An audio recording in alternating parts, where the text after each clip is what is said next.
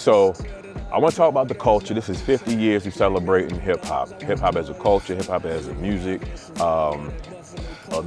hop as music. Yeah. So I want to talk about. Let me get your thoughts on the state of hip hop as a culture and the music itself 50 years later. First of all, I'm proud that it was able to, or the culture is able to, from a global perspective, be able to be recognized throughout the world. You know what I'm saying? Especially putting a timestamp on it, calling it the 50 years of hip hop culture. Especially coming from the humble beginnings of, a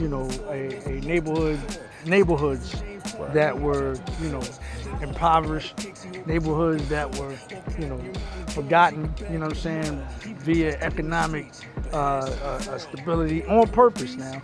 You know what I'm saying? People don't understand how the culture was derived. The culture was derived because we had nothing. Right. But, the spirit, the music, the dance, you know what I'm saying? The ability to party through downtrodden times. And so to be recognized 50 years later for that, and now it's a multi-billion-dollar situation, is a beautiful thing. However, there are negatives to that.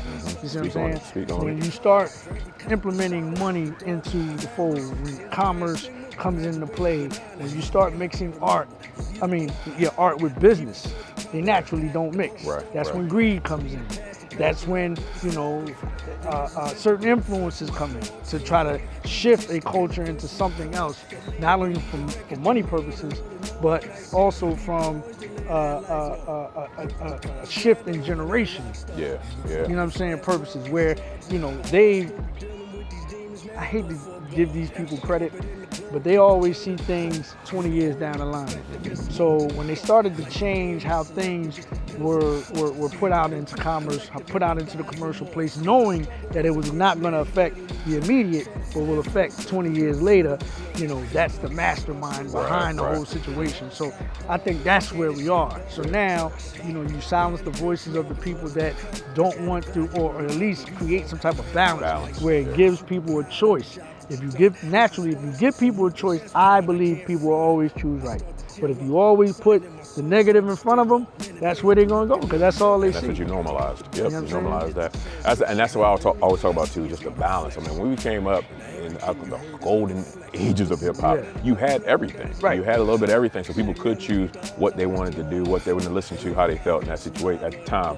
Now it's just like, if you ain't, trying to get high, on some prescription drugs, where is your place in hip hop? Or talking down on our women and treating our black women, the way that a lot of these people are doing. Like, essentially, if that's all it's conditioning. If that's all you hear, if that's all you see, then that's the direction you want to go.